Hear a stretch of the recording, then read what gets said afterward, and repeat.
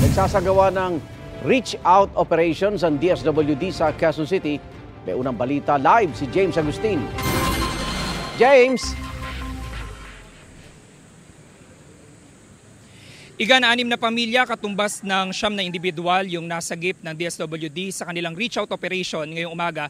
Dito po yan sa Nia Road sa Quezon City. At maaga nga pong nagsagawa ng pag-abot program na pinangunahan ni DSWD Secretary Rex Gatchalian.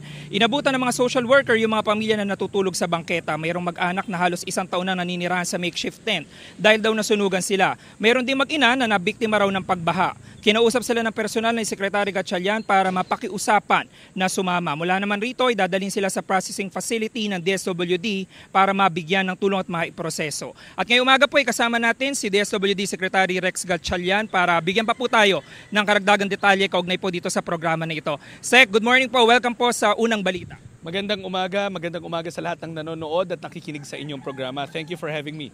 We have seen, Secretary, po yung mga pamilya na nasa gilid ng kalsada po.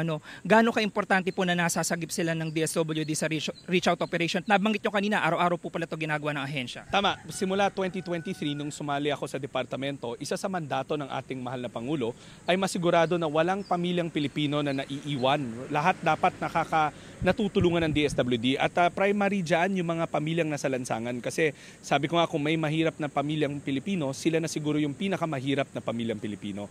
So itong reach out operation, araw-araw to ginagawa mula 2023, 24/7, 3 beses sa isang araw, mahigit sa 100 na social workers natin na nag-iikot sa buong Metro Manila para mag-reach out, kumbinsihin ang mga pamilyang nakatira sa lansangan na sumama sa amin para mailagay muna namin sa temporary shelter natin.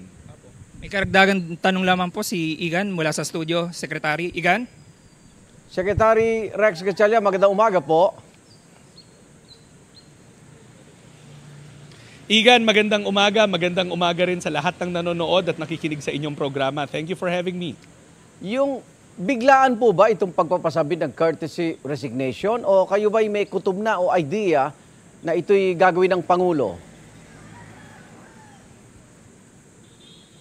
Igan, wala akong idea personally at ako nalaman ko na rin lang kahapon kaya agad-agad tayong sumunod at para mabigyan laya ang ating Pangulo na ma-recalibrate ang kanyang team sa darating na second half ng kanyang termino. Isa kayo sa mga unang nagsubmit ng courtesy resignation, hindi mo ba maapektuhan yung trabaho o mga ikangay mapipila yung operasyon at mga programa ng DSWD?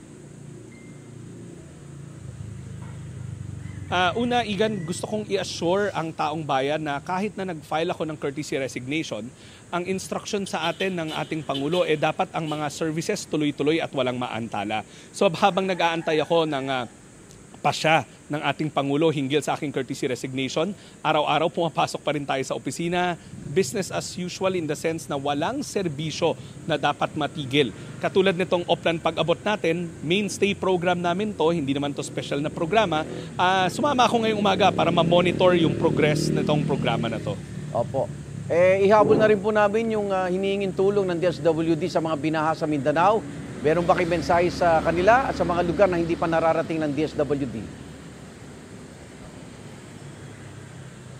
Igan, sa lahat ng mga kababayan natin na nakikinig, nanonood sa programa na to, kung kayo ay nangangailangan ng anumang klaseng tulong medikal, tulong para sa burial assistance, para makauwi sa inyong mga probinsya, wag ho kayong mag-aatubiling pumunta sa kahit saan namin na DSWD offices namin. Nakabukas yan para sa inyo. Yan ang instruction ng ating Pangulo. Ang DSWD, walang pinipili. Basta may pangangailangan, pumunta kayo sa aming tanggapan, matutulungan kayo.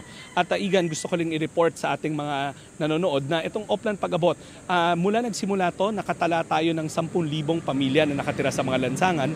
Kalahati niyan o mga 5,000 na ang sumama ng kusang loob sa DSWD na ibalik namin sila sa kanilang mga komunidad na bigyan ng panibagong pangsimula. Yung kalahating 5,000, tuloy-tuloy pa rin ang aming pagkumbinsi para mailisan sila mula sa mga lansangan. Maraming salamat, DSWD Secretary Rex Gatchalian at James Agustin. Ingat po. Igan, mauna ka sa mga balita, mag-subscribe na sa GMA Integrated News sa YouTube para sa iba't ibang ulat sa ating bansa.